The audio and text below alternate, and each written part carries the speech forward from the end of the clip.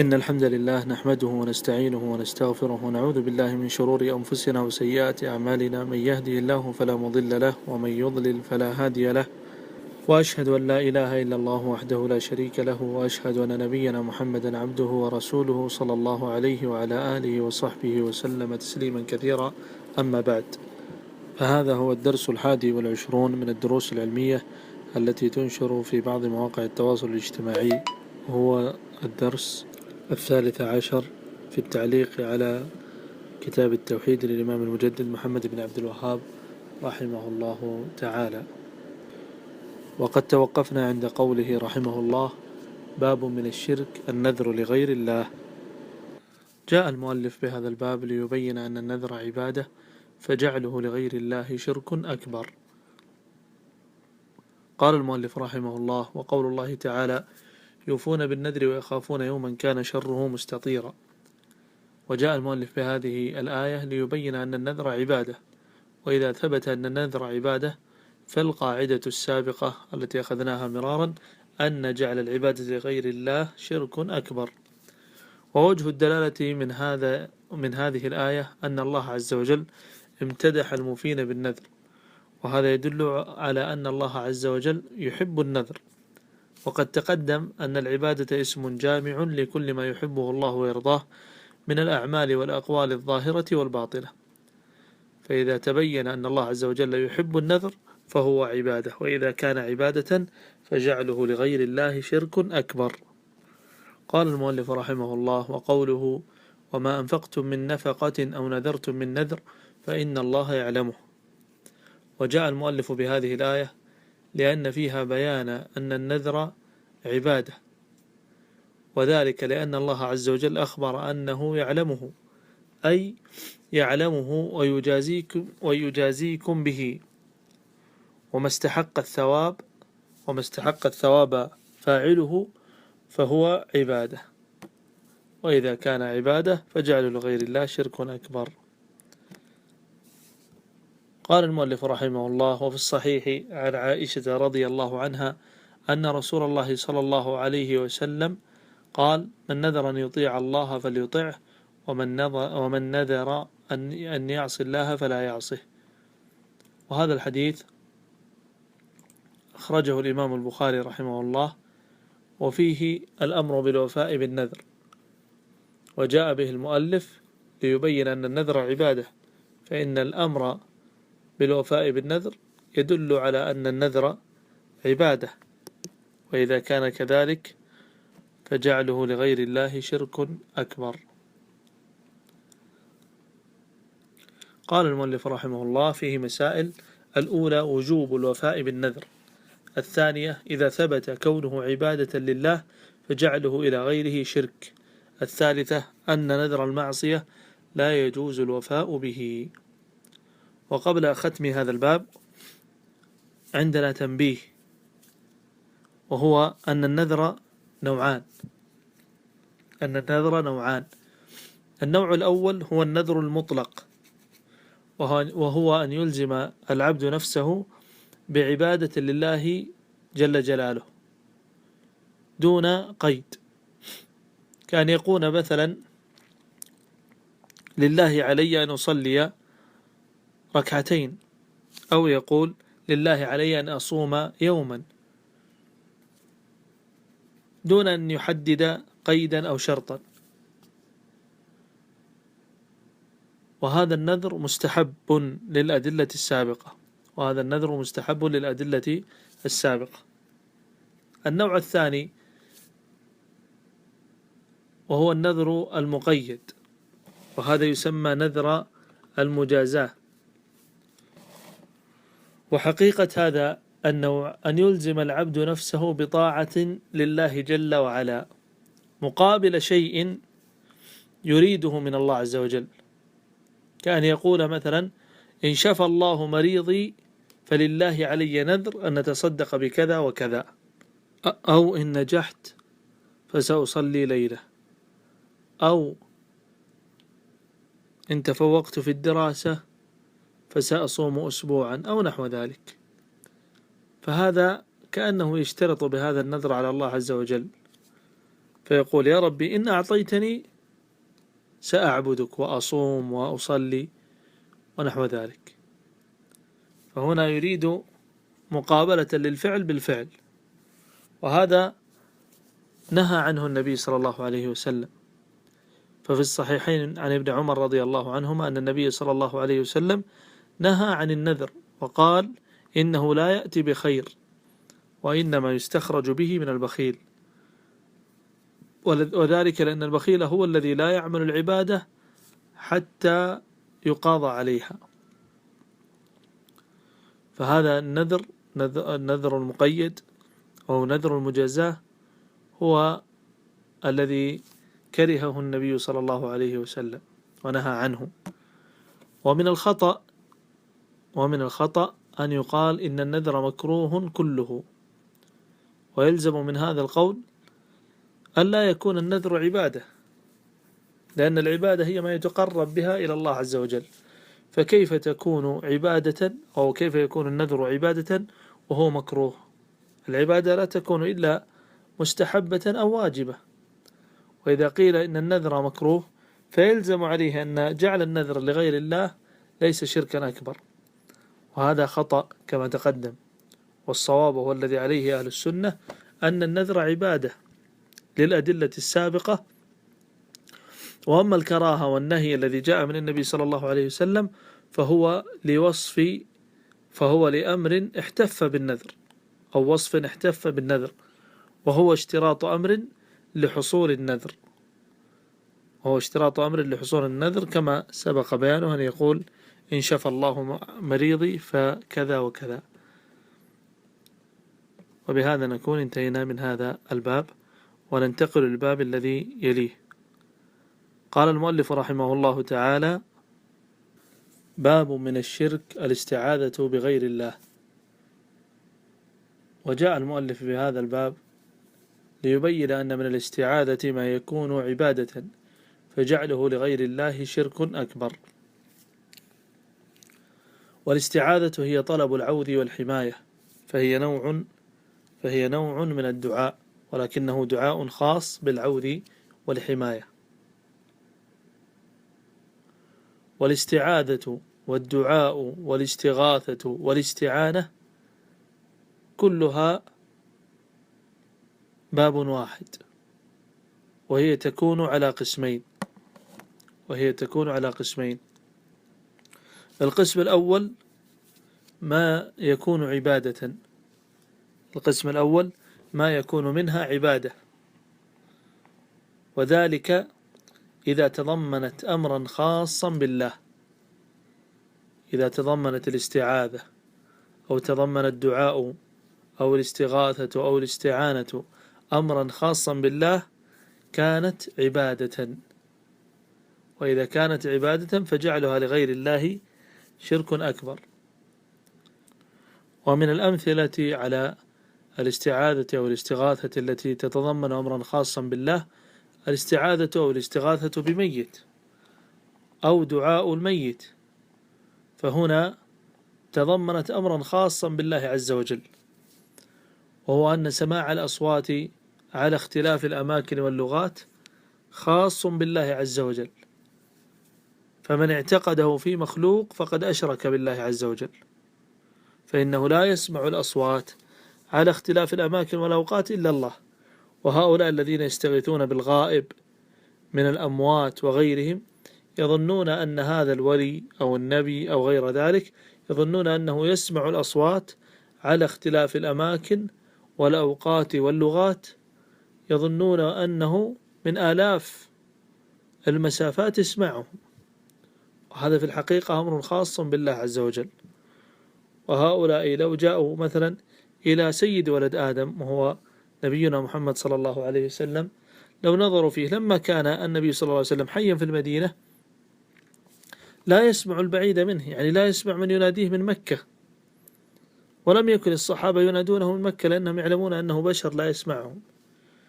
واليوم بعض أهل البدع يظنون أن النبي صلى الله عليه وسلم هو في قبره يسمعهم وهم في شتى الأماكن، نسأل الله السلامة والعافية.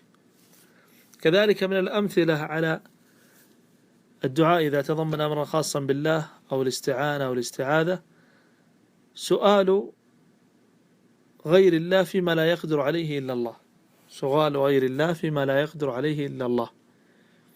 كمثلا لو سأل العبد مخلوقا دخول الجنة، فهذا الأمر لا يقدر عليه إلا الله، وهنا هذا الدعاء تضمن أمرا خاصا بالله، وهو أنه لا يدخل الجنة إلا الله عز وجل. فهنا يكون الدعاء والاستعاذة والاستغاثة والاستعانة يكون من باب العبادة، فإذا جعل لغير الله كان شركا أكبر، وهذا للأسف يقع فيه كثير من الناس اليوم. فنجد من يستغيث بالنبي صلى الله عليه وسلم، أو من يستغيث بالأولياء والصالحين من الأموات والغائبين، كمن يستغيث بالحسين وعلي رضي الله عنهم أجمعين وغير ذلك، وهو من الأمور التي انتشرت عند بعض الناس، نسأل الله السلامة والعافية.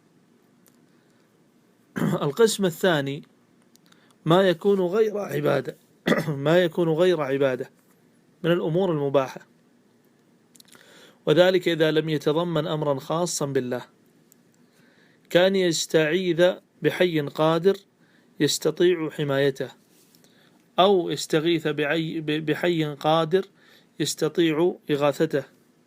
كان يكون إنسان مثلا في مكان في بحر وأوشك على الغرق، فاستغاث برجل بجانبه حي قادر يستطيع أن يغيثه وينقذه من الغرق، فهنا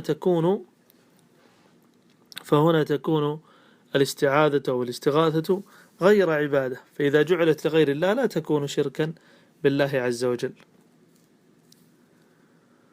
ومن الأدلة على أن الاستعاذة تكون غير عبادة ما ثبت في صحيح مسلم من حديث جابر رضي الله عنه أن امرأة من بني مخزوم سرقت، فأتي بها النبي صلى الله عليه وسلم فعاذت بأم سلمة زوج النبي صلى الله عليه وسلم أم المؤمنين، فقال النبي صلى الله عليه وسلم: والله لو كانت فاطمة لقطعت يدها. وهنا لو كانت الاستعاذة بغير الله شركا على كل حال لبين النبي صلى الله عليه وسلم ذلك، فهي قد عاذت بأم سلمة. وكذلك ثبت في الصحيحين من حديث أبي هريرة أن النبي صلى الله عليه وسلم قال: تكون فتنة النائم فيها خير من اليقظان. ثم قال النبي صلى الله عليه وسلم: فمن وجد ملجأ أو معاذا فليستعذ، فمن وجد ملجأ أو معاذا فليستعذ، واللفظ لمسلم. فهنا أمر النبي صلى الله عليه وسلم بأن يستعيذ وأن يطلب الحماية، هذا يدل على أن من استعاذ ما يكون غير عبادة. وممن ذكر هذا الأمر أن الاستعاذة تكون عبادة وتكون غير عبادة الشيخ سليمان بن عبد الله رحمه الله في شرحه على كتاب التوحيد تيسير العزيز الحميد، وكذلك ذكره ابن قاسم وابن عثيمين رحمهم الله أجمعين. وقد تقدم في شرح الأصول الثلاثة أن العمل الذي يحتمل العبادة ويحتمل غيرها فالقاعدة فيه أن جعله على وجه التعبد لغير الله شرك أكبر، أن جعله على وجه التعبد لغير الله شرك أكبر. فمن دعا واستغاث أو استعاذ بميت أو غائب كان ذلك عبادة لتضمنه أمرا خاصا بالله، وبالتالي يكون جعله لغير الله شركا أكبر. قال المؤلف رحمه الله: وقول الله تعالى: وأنه كان رجال من الإنس يعوذون برجال من الجن فزادوهم رهقا. وجاء المؤلف بهذه الآية ليبين أن الاستعاذة بغير الله على وجه التعبد شرك أكبر، فإن الجن لما ذكروا بعض الأمور الشركية في عهدهم ذكروا هذا من ضمنهم أو من ضمنها. وقوله تعالى فزادوهم رهقا يحتمل معنيين: يحتمل أن يكون المعنى فزاد الجن الإنس خوفا، والمعنى الثاني زاد الإنس الجن تكبرا وطغيانا، وكلا المعنيين صحيح. وفي هذه الآية عبرة وعظة، وهي أن من تعلق بغير الله ضعف وذل وأصابه الهوان، وأما من تعلق بالله فإنه يعز ويقوى. وقد أخرج البيهقي عن عمر بن عبد العزيز رحمه الله أنه قال: من خاف الله أخاف الله منه كل شيء، ومن لم يخف الله خاف من كل شيء. أسأل الله عز وجل أن يرزقنا مخافته على الوجه الذي يرضيه. وقال المؤلف رحمه الله: وعن خولة بنت حكيم رضي الله عنها قالت: سمعت رسول الله صلى الله عليه وسلم يقول: من نزل منزلا فقال: أعوذ بكلمات الله التامات من شر ما خلق، لم يضره شيء حتى يرحل من منزله ذلك. رواه مسلم.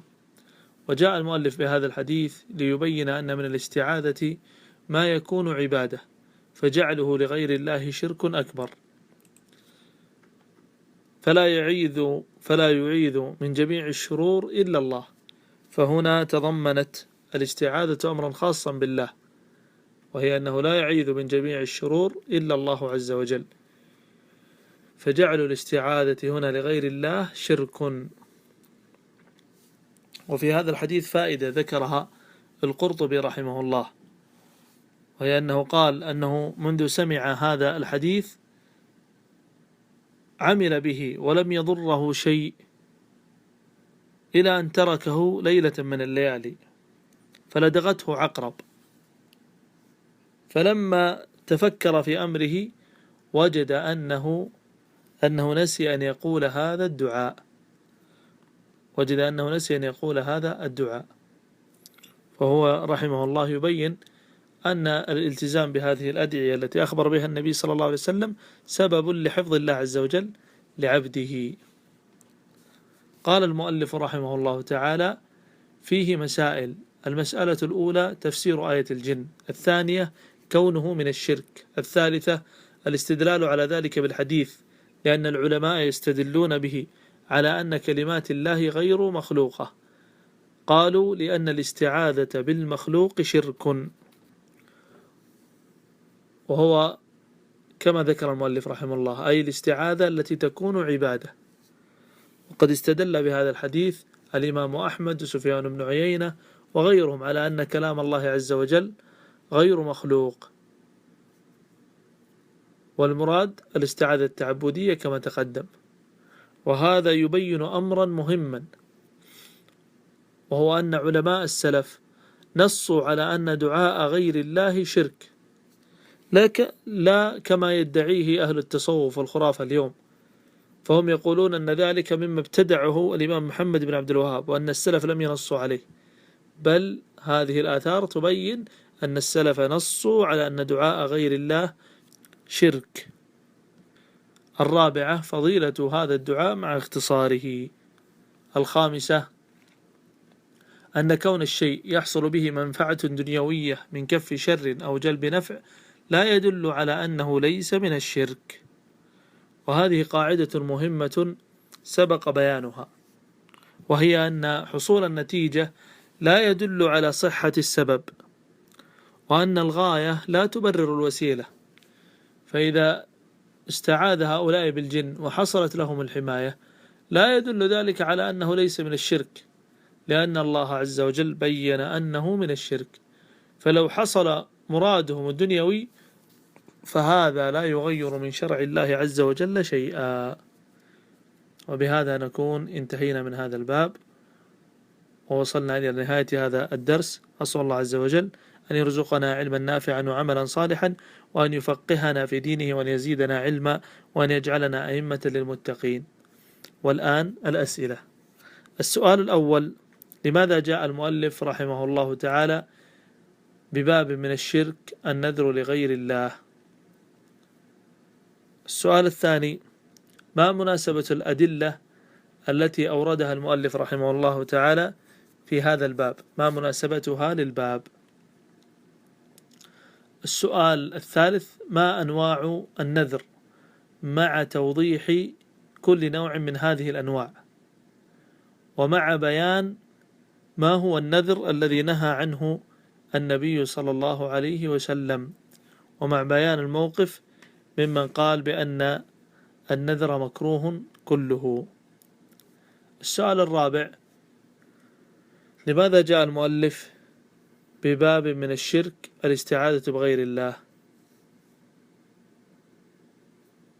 وما مناسبة الأدلة التي أوردها في هذا الباب؟ السؤال الخامس: وضح أقسام الاستعاذة والدعاء والاستغاثة والاستعانة من حيث العبادة وغيرها. السؤال السادس: ما الأدلة على أن من الاستعاذة ما يكون غير عبادة، مع ذكر من قال بذلك، ومع بيان القاعدة في هذا الباب؟ ما القاعدة في هذه الأعمال التي تحتمل العبادة وغيرها؟ السؤال السابع: ما معنى قوله تعالى فزادوهم رهقا، مع بيان العبرة المتعلقة بهذه الآية؟ السؤال الثامن: ذكر القرطبي رحمه الله تعالى فائدة حول حديث خولة بنت حكيم رضي الله عنها في حديث الاستعاذة بكلمات الله. وضح هذه الفائدة. السؤال التاسع: ذكر المؤلف رحمه الله تعالى أن العلماء يستدلون بحديث خولة على أن كلمات الله غير مخلوقة، وبينوا أن الاستعاذة بالمخلوق شرك. وضح هذا الأمر مع بيان الفائدة التي نستفيدها من قولهم بأن الاستعاذة بالمخلوق شرك. السؤال العاشر: